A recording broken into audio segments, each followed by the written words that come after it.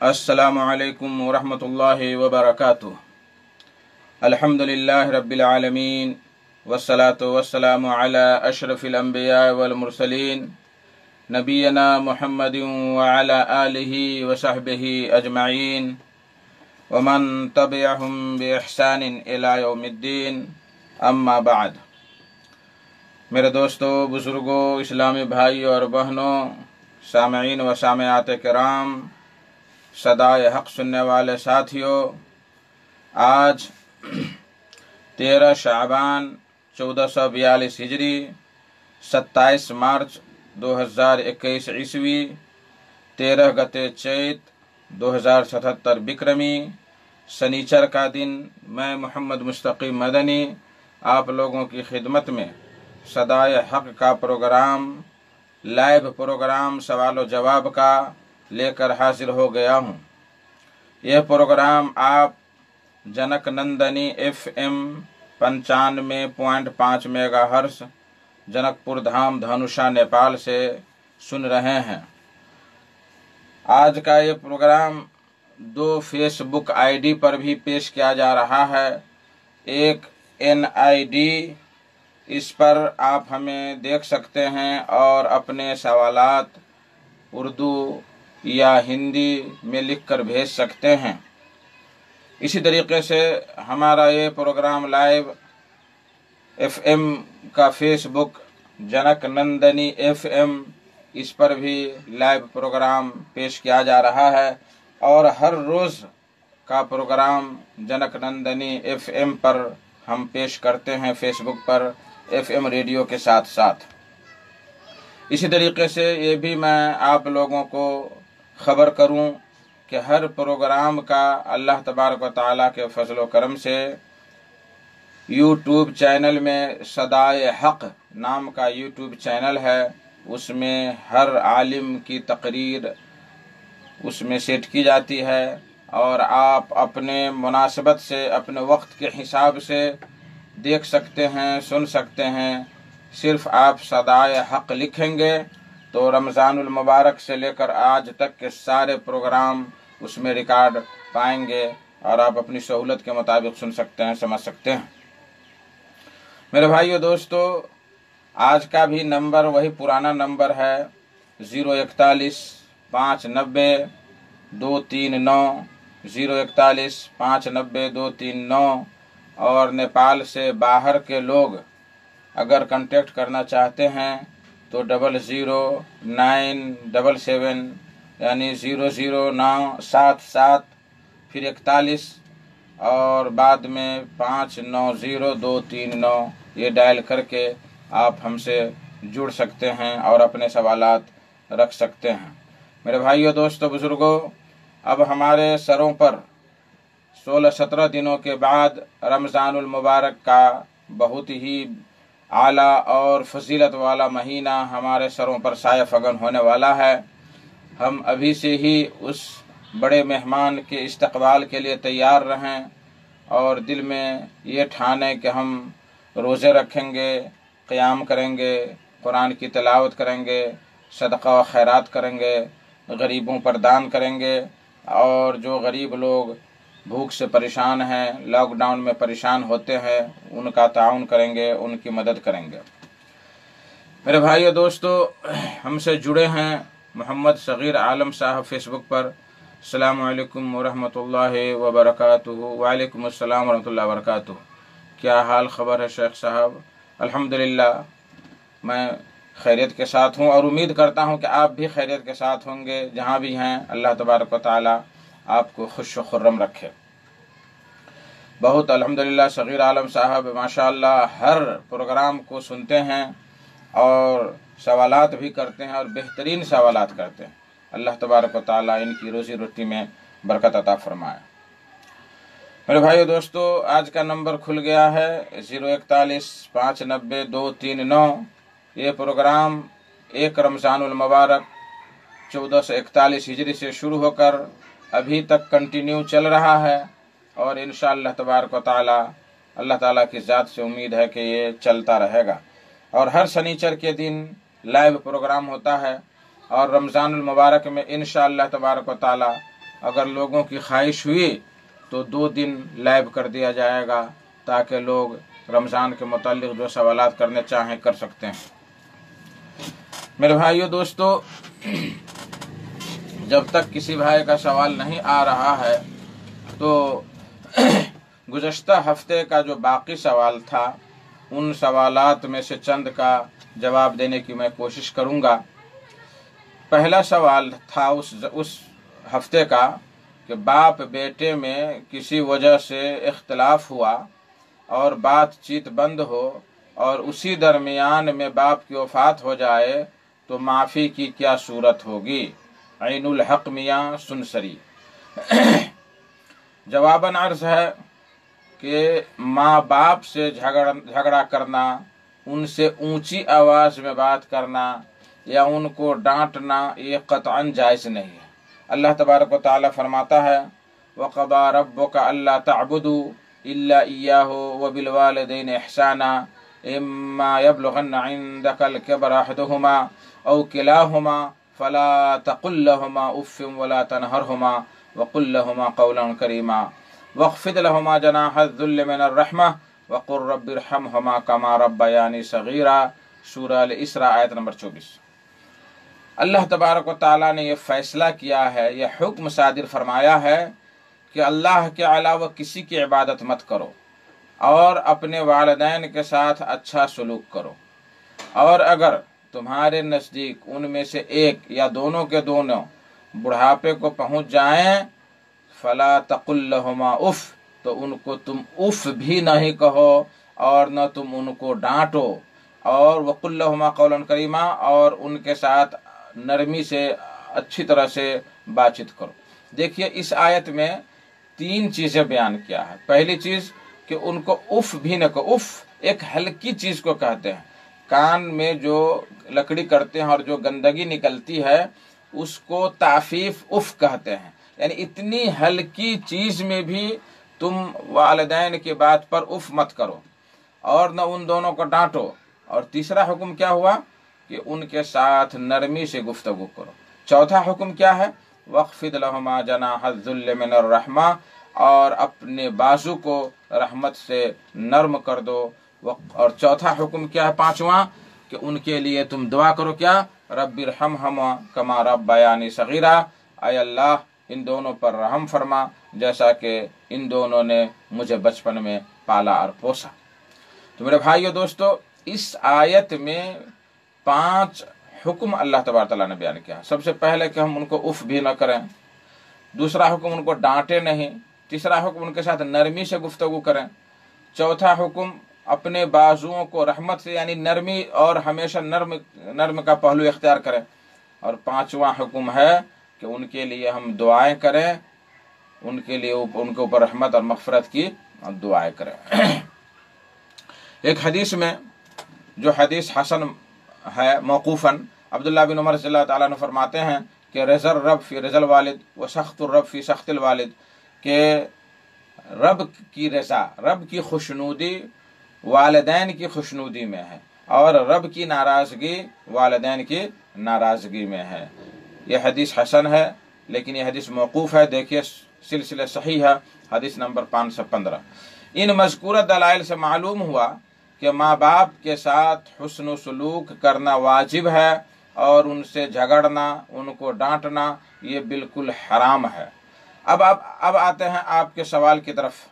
آپ نے جو باپ سے جھگڑا کر کے قطع کلام یعنی بات چیت بند کر دیا ہے، یہ آپ کی بہت بڑی غلطی ہے۔ اس بات پر آپ کے اوپر توبہ کرنا بالکل واجب ہے۔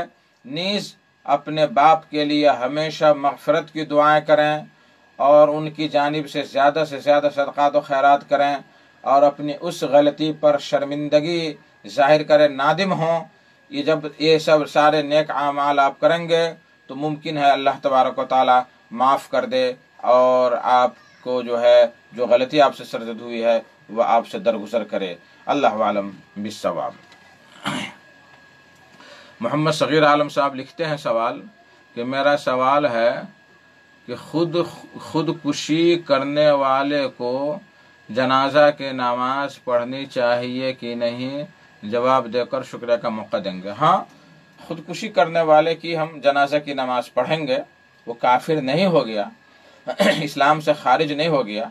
इसलिए खुदकुशी एक बहुत बड़ा गुनाह है, कबीरा गुनाह है, लेकिन उससे इंसान इस्लाम से खारिज नहीं होता है। लेकिन जो उलमा हैं, उलमा किराम हैं, जो चीदा चीदा लोग हैं गांव घर में, उनको चाहिए कि ऐसे लोगों की नमाज जनाजा न पढ़े और आम लोग पढ़े, ताकि आम लोगों को भी उससे इबरत हासिल हो सके। इसी तरीके से जो लोग हमेशा शराब पी करके धुत रहते हैं मुसलमानों में, और रमज़ान का मुबारक महीना आ रहा है, उसमें भी रोज़ा न रख करके शराब में धुत रहते हैं, अल्लाह तबारक व तआला को गालियाँ देते हैं, तो ऐसे लोगों की भी नमाज जनाजा उलमाए किराम अच्छे लोग न पढ़ें, ताकि मुआशरा में और सोसाइटी में ये जो बुराई पनप रही है, उस बुराई से लोग बाज रहें।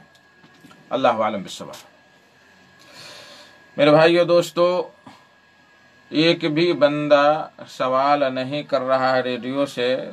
पता नहीं हर एक आदमी के मोबाइल में बैलेंस नहीं है, या रग़बत नहीं है, या इस्लाम से के मसाइल मालूम करने की रग़बत नहीं है, ये तो अल्लाह ही को मालूम है। अला कुल्ले हाल, सवाल करें न करें, हमारा जो काम है लोगों तक पहुंचाना, वो हम अपना काम कर रहे हैं। अल्लाह से दुआ है कि अल्लाह तबारक तआला इसको कबूल फरमाए।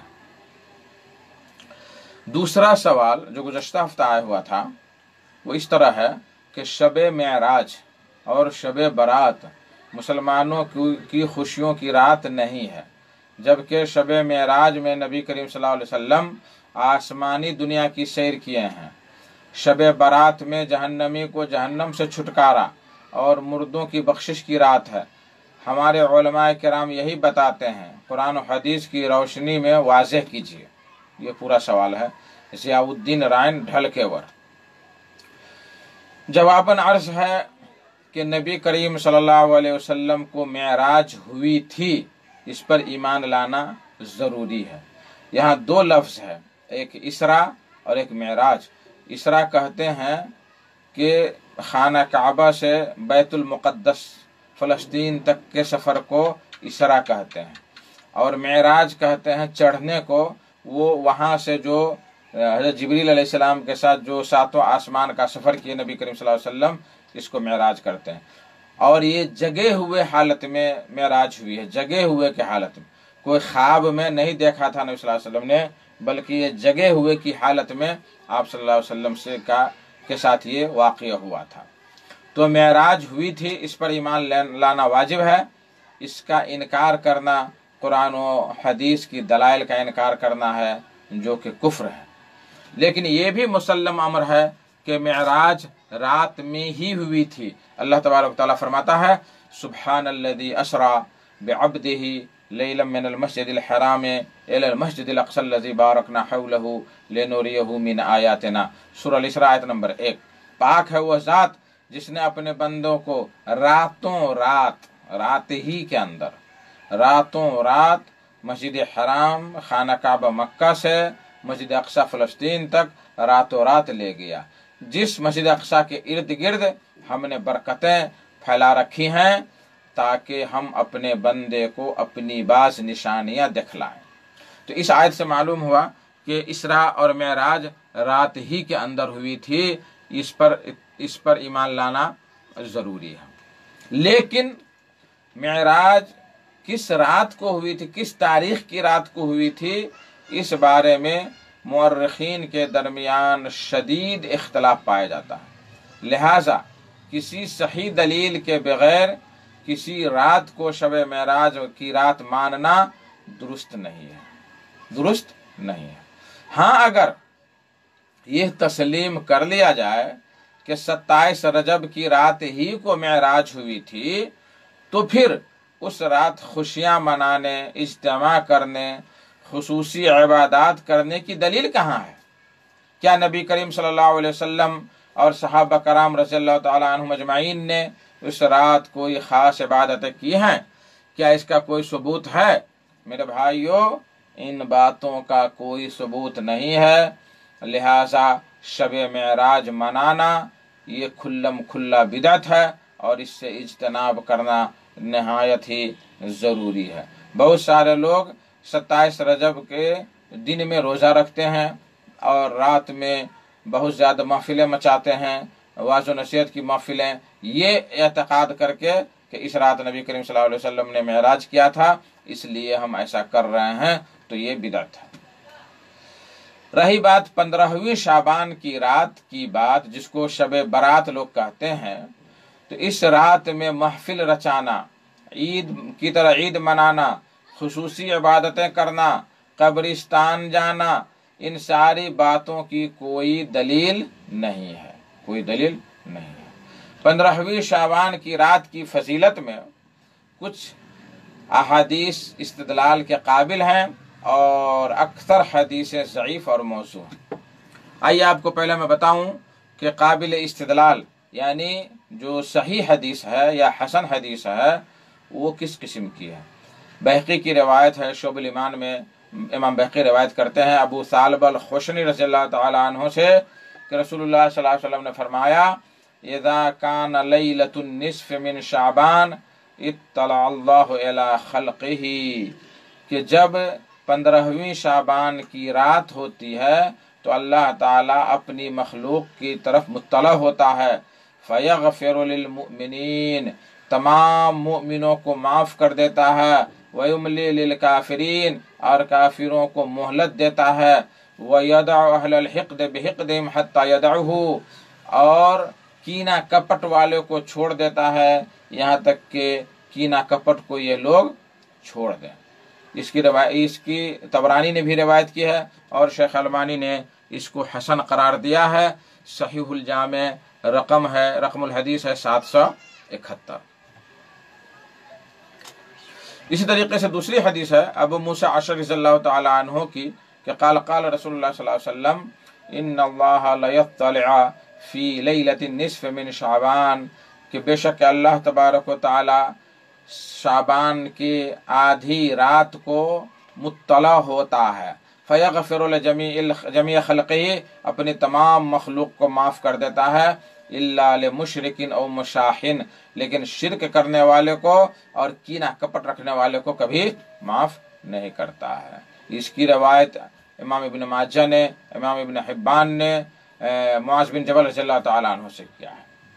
تیسری حدیث آئیے بتاتے ہیں اسامہ بن زید رضی اللہ تعالیٰ عنہ کی، انہوں نے کہا نبی کریم صلی اللہ علیہ وسلم سے پوچھا، جب دیکھا کہ شعبان میں آپ زیادہ سے زیادہ روزہ رکھتے ہیں تو حضرت اسامہ بن زید نے پوچھا کہ لم اراک تصوم من شہر من الشہور ما تصوم من شعبان، کیا آپ شعبان میں جتنا روزہ رکھتے ہیں اتنا روزہ اور کسی مہینہ میں نہیں رکھتے ہیں، تو ایسا کیوں کرتے ہیں آپ؟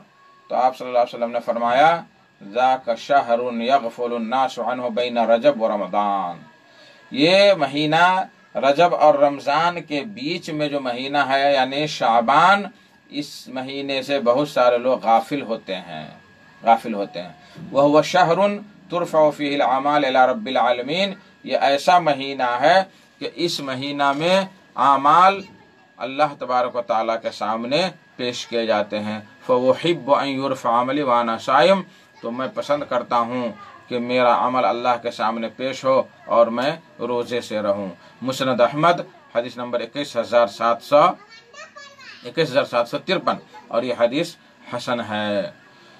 تو اس طرح سے حدیثیں آئی ہیں جو 15ویں شعبان کی فضیلت کے بارے میں ہیں۔ امام عطا بن یسار کہتے ہیں کہ ما من لیلۃ بعد لیلۃ القدر افضل من لیلۃ النصف من شعبان، کہتے ہیں کہ لیلۃ القدر یعنی شب قدر کے علاوہ 15ویں شعبان کی رات سے بڑھ کر کوئی رات نہیں ہے۔ اللہ تبارک و تعالیٰ آسمانی دنیا پر نازل ہوتا ہے، فیغفر لعبادہ کلہم، اپنے تمام بندوں کو معاف کر دیتا ہے، لیکن مشرک، جھگڑالو اور رشتہ داری کو توڑنے والے کو معاف نہیں کرتا ہے۔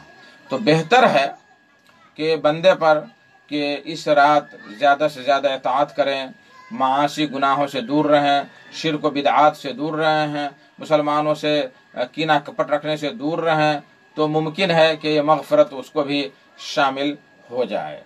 لیکن یہ گناہ جو ہے، جو کہتے ہیں عطا بن ابی رباح یا اور جو لوگ کہتے ہیں، وہ گناہ تو ہر روز ہر رات سے بچنا چاہیے، ہر رات بچنا چاہیے۔ جیسے شرک باللہ ہے، شرک باللہ سے کبھی بھی معافی نہیں ہے الا کہ توبہ کر کے مرے۔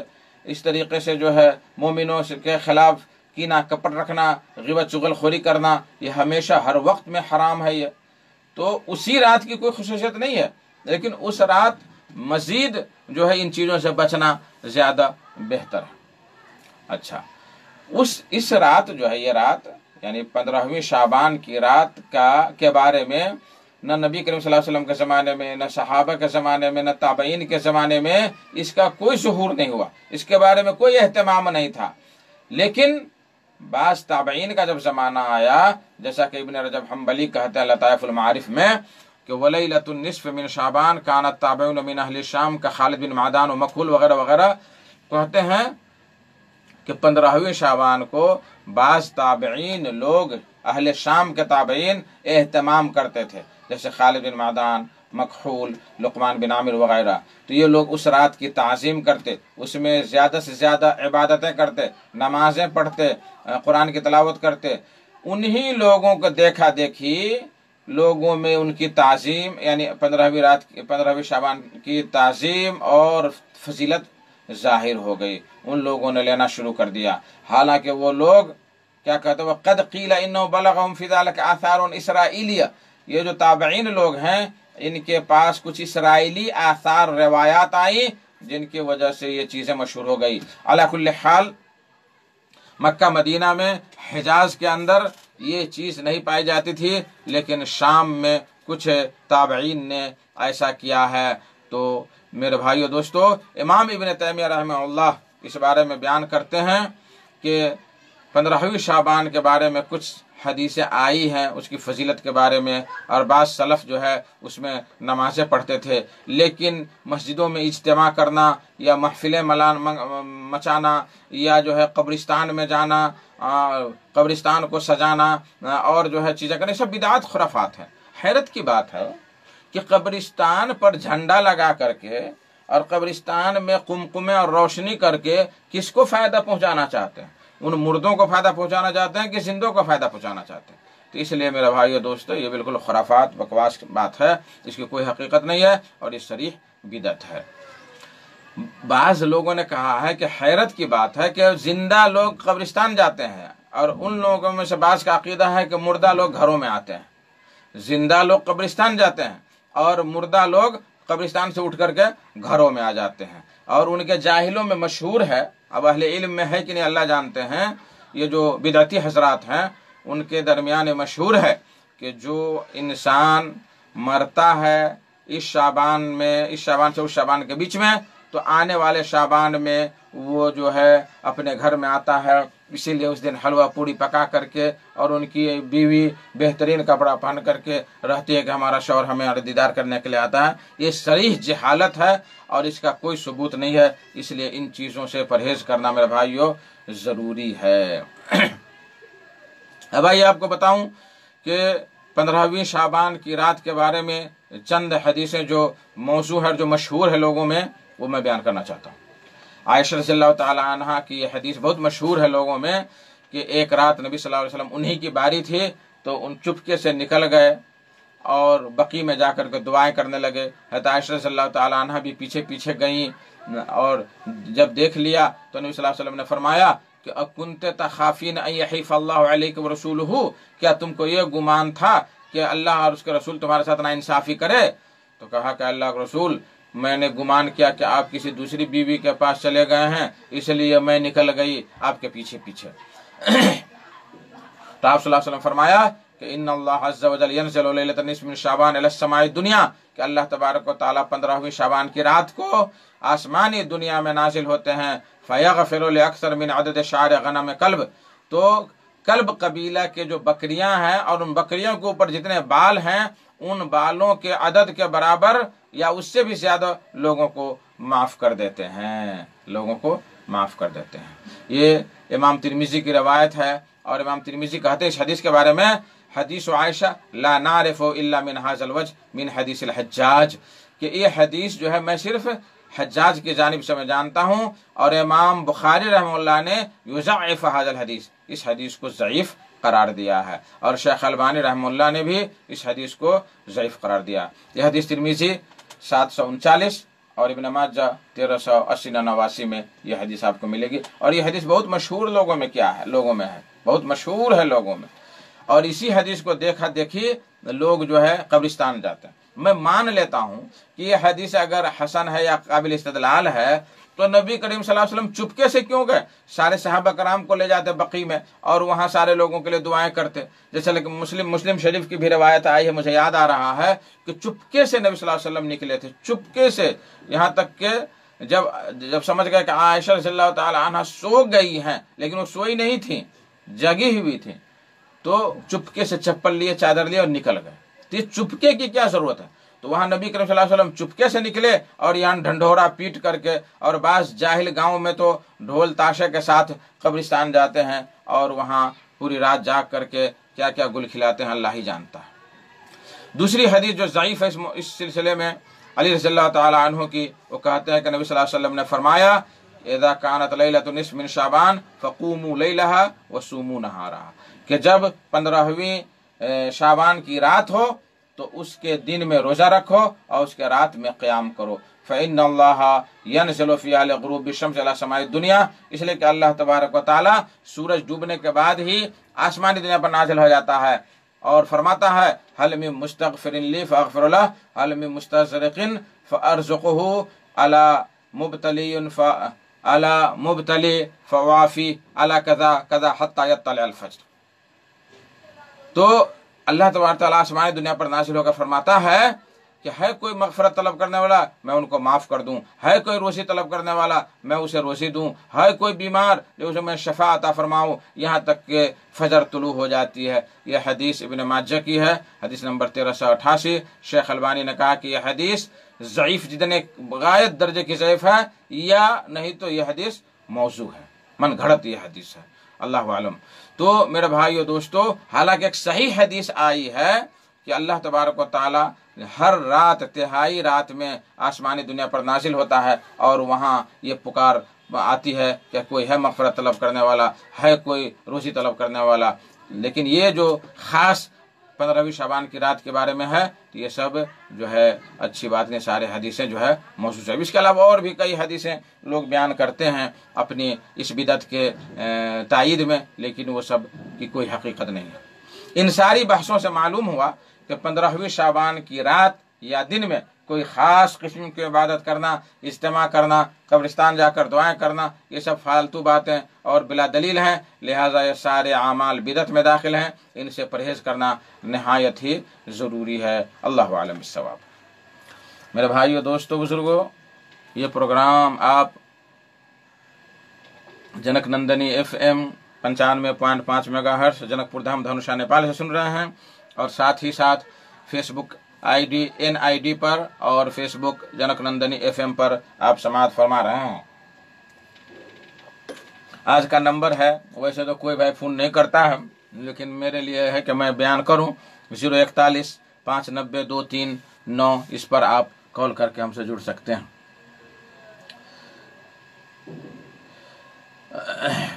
अब यहाँ सगीर साहब का तो एक सवाल आया था कि खुदकुशी वाली बात। दूसरा सवाल इनका है कि तरावीह की नमाज में दुआए सना हर एक नमाज में पढ़ना ज़रूरी है, जैसा कि हाफिज साहब अल्लाहु अकबर के बाद फ़ौरन सूरह फातिहा शुरू कर देते हैं। ये हाफिज लोगों को चाहिए, उनको तो माशाअल्लाह रात पूरी करनी और कोर्स पूरा करना रहता है कि ये दवा का जिस तरह कोर्स होता है उस तरह से कोर्स पूरा करते हैं और फ़ौरन मारते रहते हैं। लेकिन उनको चाहिए कि दुआए सना पढ़ने का वक्त दे हर 2 रकात में, और अगर नहीं दे रहा है तो दुआए सना छोड़ दें। दुआए सना वाजिब नहीं है, ज़रूरी नहीं है, ये सुन्नत है नबी करीम सल्लल्लाहु अलैहि वसल्लम की। तो इसलिए अगर वक्त मिल रहा है तो पढ़ें, नहीं वक्त मिल रहा है तो कोई मुश्किल की बात नहीं है। लेकिन हमें चाहिए, जो हाफिज और जो इमाम हैं उनको चाहिए कि जब दूसरी रकात शुरू करते हैं, 2 रकात पढ़ने के बाद जब दूसरे यानी तीसरी रकात शुरू करेंगे तो वहाँ थोड़ा सा आधा मिनट का वक्फा करें, ताकि लोग दुआए सना जो हैं वो पढ़ लिया करें। अल्लाह आलम बिस्सवाब। शकील राइन, अस्सलाम वालेकुम शेख साहब। वालेकुम अस्सलाम रहमतुल्लाहि व बरकातुहू। इसी तरीके से मोहम्मद फरीद अंसारी साहब, अस्सलाम वालेकुम व रहमतुल्लाह, माशाअल्लाह। वालेकुम अस्सलाम व रहमतुल्लाहि व बरकातुहू। फरीद भाई, आप से गुजारिश है कि आप सवाल करें, आपका सवाल बड़ा अच्छा रहता है, कीमती रहता है, ताकि लोगों को फ़ायदा हो जाए आपके सवाल करने से, तो सवाल करें। मेरे भाइयों दोस्तों, इसी तरीके से एक सवाल है कि क्या वफ़ात के बाद मैयत की आंखें बंद करना चाहिए? जवाबन अर्ज़ है कि वफ़ात के बाद मैयत की आंखें बंद कर देनी चाहिए। दलील हज़रत शद्दाद बिन औस रज़ियल्लाहु तआला अन्हु से मरवी है कि रसूलुल्लाह सल्लल्लाहु अलैहि वसल्लम ने फरमाया, इज़ा हदरतुम मौताकुम फग़मिदुल बसरा फ़इन्नल बसरा यत्तबिउर रूहा वक़ूलू खैरन फ़इन्नहु युअम्मन अला मा क़ाल अहलुल मय्यित। कि जब तुम मरने वाले के करीब आओ, जो मर्जुल मौत में मुब्तला हैं या जो मर गया है, इज़ा हज़रतुम मौताकुम, जब तुम अपनी मैयत के पास हाजिर हो तो उनकी आंखें बंद कर दो, इसलिए कि आंख जो है रूह के पीछे लगी रहती है, जब रूह जाती है तो उसको देखती रहती है। बाज़ लोगों ने यहाँ कहा है कि मरने के बाद जब सारे आज़ा, ये इससे अलग थलग मैं बयान कर रहा हूँ एक बेहतरीन बात, कि मरता है इंसान जब, तो उसके सारे आज़ा जो हैं रूह निकलने के बाद कुछ देर तक जो है उसमें कुछ बाकी रहता है, हाँ, यानी उसमें जान बाकी रहती है रूह निकलने के बाद भी। और वक्तन फ़वक्तन, यानी 2 मिनट के बाद इसकी जान खत्म, 5 मिनट के बाद इसकी, लेकिन सबसे आखिर में आँख की ही जान खत्म होती है। इसीलिए बाज़ लोग जो है तोहफा में दे देते हैं, हदिया दे देते हैं कि मरने के बाद उसकी आंख जो है हदिया है, किसी आँखा डॉक्टर या आँखा हॉस्पिटल के दान कर देते हैं। तो इसी हदीस से बाज़ लोगों ने कहा है कि दलील पकड़ा है इन डॉक्टरों ने या साइंसदानों ने कि नबी करीम सल्लल्लाहु अलैहि वसल्लम ने फरमाया कि जब रूह निकलती और जाती है तो उसको आंख देखती रहती है, आंख ताकती रहती है, उसके पीछे लगी रहती। तो गोया कि आंख में जान बाकी है, इसीलिए मुर्दा लोगों के आंख निकाल लेते, एक टाइम मुहद्दद है, तो अगर निकाल करके जिंदा में लगाया जाए तो उससे इंसान देख सकता है, अल्लाह वालम। सब इसकी क्या हकीकत है हम नहीं जानते हैं। वो हदीस में आया कि वक़ूलू खैरन, और मैयत के लिए, मैयत के बारे में भली बात कहो, अच्छी बात कहो, खराब बातें मत कहो, क्योंकि जो अहले मैयत जो चीज़ बोलते हैं उस पर आमीन कही जाती है। यह हदीस हसन है और सही इब्न माजा में शेख अलबानी ने 1190 में जिक्र किया है, और रौज़ुन नज़ीर में 1191 में, इब्न माजा में जो है सुनन इब्न माजा में 1455 में है। इसी तरीके से एक दूसरी हदीस है, हज़रत उम्मे सलमा रज़ियल्लाहु तआला अन्हा से मरवी है कि दखल रसूलुल्लाह सल्लल्लाहु अलैहि वसल्लम अला अबी सलमा वक़द शुक्का बसरुहु, कि नबी करीम सल्लल्लाहु अलैहि वसल्लम हज़रत अबू सलमा रज़ियल्लाहु तआला अन्हु के ऊपर दाखिल हुए जब वो शहीद हो गए और उनकी आँख खुली हुई थी। फ़अग़मज़हु, तो आप सल्लल्लाहु अलैहि वसल्लम ने अबू सलमा की आँख पर हाथ रख करके बंद कर दिया। सुम्मा क़ाल, फिर फरमाया, इन्ना रूहा इज़ा क़ुबिज़ा तबअहुल बसर, कि जब रूह कब्ज़ कर दी जाती है तो वो आँख के पीछे, वो उसकी आँख जो है रूह के पीछे पीछे लगी रहती है, पीछा करती रहती है। ये मुस्लिम शरीफ की रवायत है, हदीस नंबर 920। मेरे भाइयों दोस्तों, इमाम शौकानी रहमतुल्लाह ने फरमाया कि इससे साबित हुआ कि मैयत की आंखें बंद करना मशरू है। नैल अवतार जिल्द 2 सफ़ा 669, और इमाम नववी रहमतुल्लाह की ने फरमाया कि इस पर मुसलमानों का इजमा है। शरह मुस्लिम नववी जिल्द 3 सफ़ा 493। मेरे भाइयों दोस्तों, ये मसला की तहक़ीक़, इस मसले की तहक़ीक़ मौलाना अब्दुल रहीम रियादी साहब ने जो है पेश की थी। मैं उनके शुक्रिया के साथ और ये दुआ के साथ अल्लाह तबारक तआला उनकी मेहनत को कबूल फरमाए, मैंने उनकी बात लोगों तक पहुँचा दी। अल्लाहु आलम बिस्सवाब। मेरे भाइयों दोस्तों, गुजारिश है आप लोगों से कि सवालात करें, फेसबुक वाले भाई भी सवालात करें।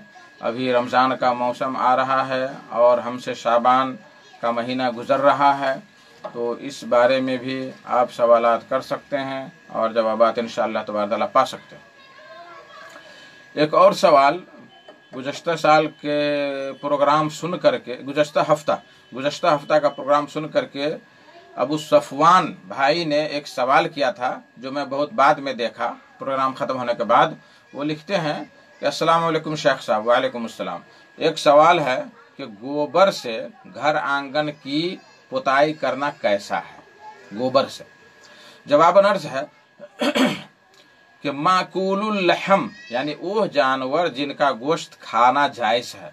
माकूलुल लहम जानवर जैसे गाय, बैल, भैंस वगैरह, इन जानवरों का गोबर और पेशाब पाक है या नापाक, इस सिलसिले में अहले इल्म के दरमियान इख्तलाफ है।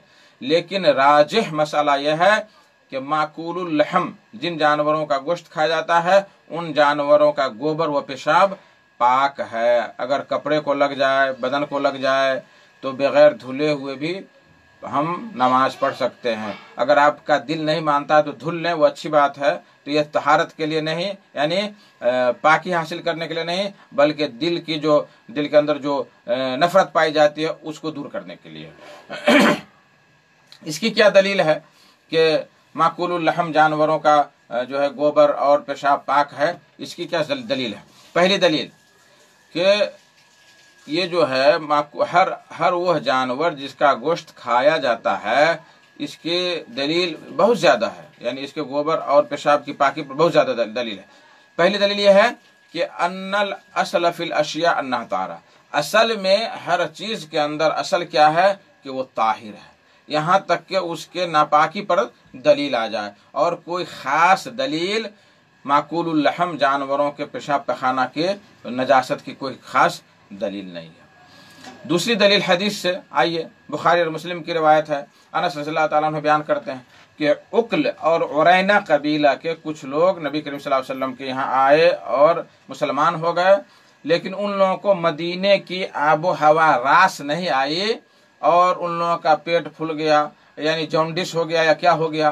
तो नबी करीम सल्लल्लाहु अलैहि वसल्लम फरमाया कि फला जगह हमारे ऊँटनी है, सदका की ऊँटनियाँ हैं, वहाँ जाओ, व अन यशरबू मिन अबवालहा व अलबानहा, और उन लोगों को हुक्म दिया कि उन ऊँटनियों का पेशाब और उनका दूध पियो तो तुम्हारी तबीयत सही हो जाएगी। बुखारी हदीस नंबर 233 और मुस्लिम हदीस नंबर 1671।